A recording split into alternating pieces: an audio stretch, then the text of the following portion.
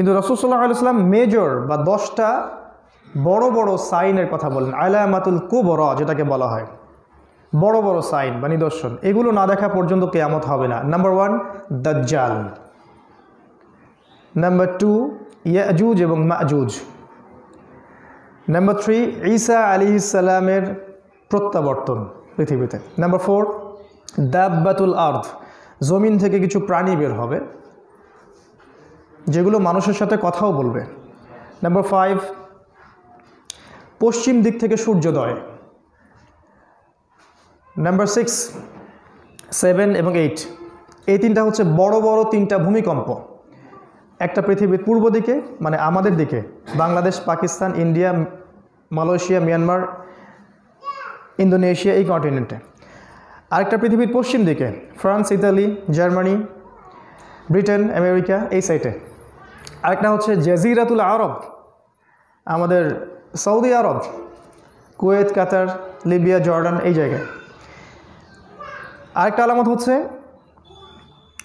যে ইয়েমেন থেকে একটা আগুন বের হবে যেটা মানুষকে তাড়িয়ে নিয়ে আসবে আরাফার মাঠের দিকে।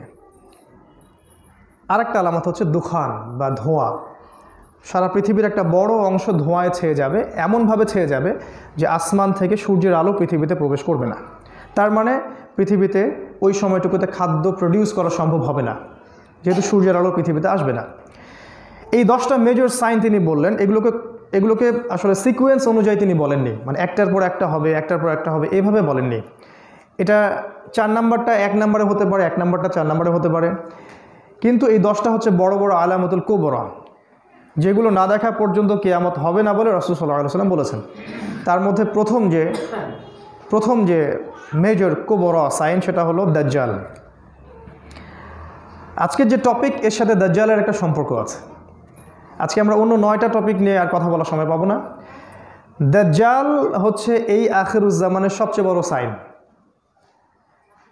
যারা ইহুদি তারা বিশ্বাস করে তাদের একজন মাসিহ আসবে, যে মাসিহ যখন আসবে তখন তারা জেরুজালেম থেকে সারা বিশ্ব শাসন করবে, ঠিক যেমন তারা দাউদ এবং সুলাইমান আলাইহিস সালামের সময় করত। এটা ওদের তাওরাতে লেখা আছে অথবা কেউ লিখে দিয়েছে। আর তাওরাতকে চেঞ্জ করে তারা একটা বই লিখেছে, তার নাম তালমুদ। এটা গেল ইহুদিদের কথা। আবার পক্ষান্তরে নাসারা বা খ্রিস্টান দ্বারা তারাও বিশ্বাস করে শেষ জামানায় তাদের মাসিহ ঈসা আলাইহিস সালাম আবারও পৃথিবীতে আসবেন, এবং তিনি যখন আসবেন তখন তারা জেরুজালেম থেকে বিশ্ব শাসন করবে। আর আমরা মুসলিমরাও বিশ্বাস করি শেষ জামানায় ঈসা আলাইহিস সালাম আবারও পৃথিবীতে আসবেন এবং তার আগে ইমামুল মাহদি আসবেন, তারা মিলে সারা বিশ্ব শাসন করবেন এবং ইসলামের খেলাফা পুনরায় প্রতিষ্ঠিত করবেন। দেখেন, 3টা রিলিজিয়নের মধ্যে কনসেপ্ট কিন্তু মিল আছে, শুধু ইহুদিদের কনসেপ্টটা একটু আলাদা। একটু আলাদা কেমন? খ্রিস্টানরা বিশ্বাস করে সেই মাসিহ হচ্ছে ঈসা আলাইহিস সালাম, আমরাও বিশ্বাস করি সেই মাসিহ হচ্ছে ঈসা আলাইহিস সালাম, কিন্তু ইহুদিরা বিশ্বাস করে না যে সেই মাসিহ ঈসা আলাইহিস সালাম। কেন বিশ্বাস করে না? কারণ ঈসা আলাইহিস সালাম যখন মাসিহ হয়ে এসেছিলেন তখন ইহুদিরা তাকে ক্রুশে চড়িয়েছিল এবং তারা আনন্দ প্রকাশ করেছিল।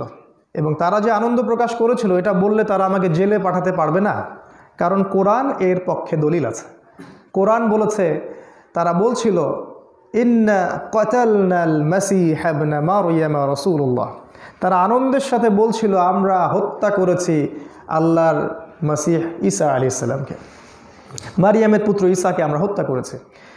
এবং তার উৎফুল্ল ছিল, তারা হাসছিল, খুশি প্রকাশ করছিল। পক্ষান্তরে আরেকটা দল নাসারা, তারা কষ্ট পেয়েছিল যে আমাদের মাসিহকে হত্যা করা হলো। এই যে পাপ ইসরায়েলাইজড পিপল বা ইহুদিরা করেছিল, এর ফলশ্রুতিতে আল্লাহ পাক তাদেরকে পরীক্ষা করার জন্য দাজ্জালকে একটা ফিতনা রূপে উপস্থাপন করবেন। দাজ্জাল এই ইহুদিদের মধ্য দিয়েই সারা বিশ্ব শাসন করবে, কিন্তু পরিশেষে ইহুদিরা বুঝতে পারবে যে আসলে যাকে আমরা মাসিহ মনে করছিলাম সে সত্যিকারের মাসিহ নয়, সে একজন মিথ্যা মাসিহ, মাসিহুদ দাজ্জাল বা কাযযাব। আমাদের নবী মুহাম্মদ সাল্লাল্লাহু আলাইহি ওয়াসাল্লাম আমাদেরকে বলেছেন সে সত্যিকারের মাসিহ নয়, সে মাসিহুদ দাজ্জাল। এখন কিছু পয়েন্ট মিলাতে হবে। আল্লাহ রসুল হাদিসে বলেছেন, ভালো করে খেয়াল করে শুনুন, যে নূহ আলাইহিস সালাম তার কওমকে দাজ্জাল সম্পর্কে সতর্ক করেছিলেন। তিনি বলেছেন এমন কোনো নবী নাই যিনি তার কওমকে দাজ্জাল সম্পর্কে সতর্ক করেননি। কিন্তু আমি তোমাদেরকে একটা এক্সট্রা কথা বলতে চাই দাজ্জাল সম্পর্কে, যেটা অন্য কোনো নবী বলেননি কখনো। সেটা কি? তিনি বলছেন দাজ্জাল এক চোখে অন্ধ, কোনো বর্ণনা এসেছে ডান চোখে অন্ধ, আর তোমাদের রব আল্লাহ তিনি অন্ধ নন। রাসূল সাল্লাল্লাহু আলাইহি ওয়াসাল্লাম এতটুকু এক্সট্রা বলেছেন। আর একটা এক্সট্রা লাইন বলেছেন, যে ব্যক্তি সূরাতুল কাহফ প্রত্যেক জুমায় তেলাওয়াত করবে বা সূরা কাহফ বুঝে পড়বে বা সূরা কাহফের প্রথম 10টা আয়াত মুখস্থ করবে, সে দাজ্জালের ফিতনা থেকেও বেঁচে থাকবে। এতটুকুই। সূরাতুল কাহফের মধ্যে এমন কিছু আছে যেটা আপনাকে দাজ্জালকে চিনতে সাহায্য করবে। যখন আপনি তাকে চিনতে পারবেন তখনই তার থেকে বাঁচতে পারবেন। আর যে ব্যক্তি সূরা কাহফের সাথে সম্পর্ক নাই, তার দুই চোখ খোলা নাই। দুই চোখ মানে আমি আগে বলেছিলাম একদিন, বাহ্যিক চোখ এবং হৃদয়ের চোখ।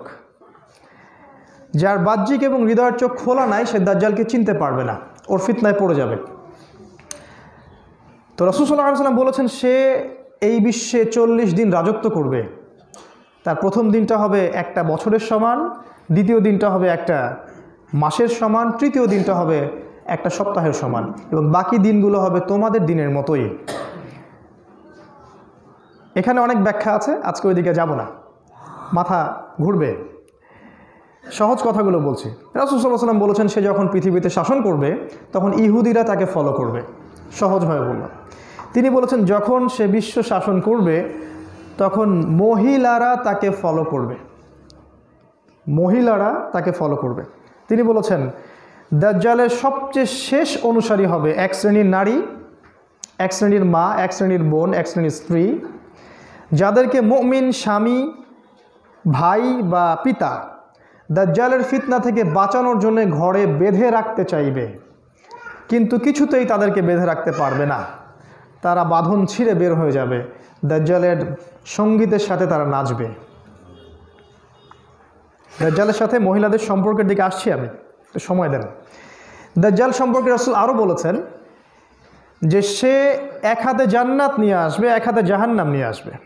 যে ব্যক্তি তার জান্নাতে প্রবেশ করবে সে মূলত জাহান্নামে চলে যাবে, আর যে ব্যক্তি তার জাহান্নামে প্রবেশ করবে বা যাকে জোর করে সে জাহান্নামে প্রবেশ করাবে সেই ব্যক্তি সরাসরি জান্নাতে চলে যাবে। তিনি এটাও বলেছেন যে দাজ্জাল আকাশ শাসন করবে, আকাশে ফ্লাই করবে সে। তিনি বলেছেন সে এমন একটা গাধার পিঠে চড়ে ঘুরবে যে গাধার কান হবে অনেক লম্বা, এবং সেই গাধার পিঠে চড়ে আকাশ শাসন করবে। দেখেন সাহাবীদেরকে যদি রাসূল বলতেন যে দাজ্জাল শোনো, ওমর রাদিয়াল্লাহু আনহু শোনো, দাজ্জাল এয়ারক্রাফটে চড়ে ঘুরবে, ওমর রাদিয়াল্লাহু আনহু প্রশ্ন করতেন এয়ারক্রাফটটা আবার কি ইয়া রাসূলুল্লাহ? যেটা তখন বোঝানো যেত না, তখন সেই ভাষা তিনি ইউজ করেননি।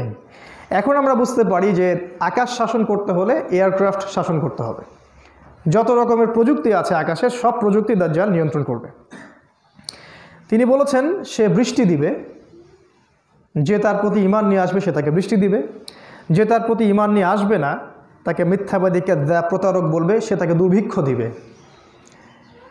যে ব্যক্তি তার দাসত্ব মেনে নিবে তাকে সে অর্থনৈতিকভাবে প্রোগ্রেস দিবে, আর যে ব্যক্তি তাকে চিনতে পারবে, তার বিরোধিতা করবে, তাকে সে দুর্ভিক্ষ দিবে, পুরো রাষ্ট্র এবং পুরো জাতিকে সে ধ্বংস করে দিবে। সে পৃথিবীর যত খনি আছে, মূল্যবান ধাতু যেমন সোনা, রূপা, হীরা, তেল, এগুলো তার কাছে থাকবে, এবং যে তার প্রতি ঈমান নিয়ে আসবে সে এগুলোর মধ্য দিয়ে তাদেরকে ধনী করে দিবে, স্বাবলম্বী করে দিবে। রাসূল সাল্লাল্লাহু আলাইহি ওয়াসাল্লাম আরও বলেছেন সে মহামারী দিবে। পয়েন্টটা ভালো করে মনে রাখবেন, সে মহামারী দিবে, সে ভূমিকম্প দিবে, সে দুর্যোগ ঘটাতে পারবে। তাকে আল্লাহ পাক আরও এমন কিছু ক্ষমতা দিবেন যার ফলে মানুষ ডিসিভড হয়ে যাবে, প্রতারিত হয়ে যাবে। মানুষ, ইমানদার মানুষ পর্যন্ত বুঝতে পারবে না আসলেই সে সত্যিকারের মাসিহ না মিথ্যাকারের মাসিহ। যেমন ঈসা আলাইহিস সালাম যখন কুষ্ঠরোগীকে হাত দিতেন রোগ ভালো হয়ে যেত, অন্ধত্ব যার ছিল চোখে হাত বুলিয়ে দিতেন, অন্ধত্ব ভালো হয়ে যেত। ঈসা আলাইহিস সালাম মৃতকে জীবিত করে দেখিয়েছিলেন। এই যে মাসিহ এর যে গুণগুলো ছিল, মোজেজাগুলো ছিল, এরকম মোজেজা বা শয়তানি ভেলকি দাজ্জাল দেখাবে। তখন ইমানদাররা পর্যন্ত ইমান ধরে রাখতে পারবে না।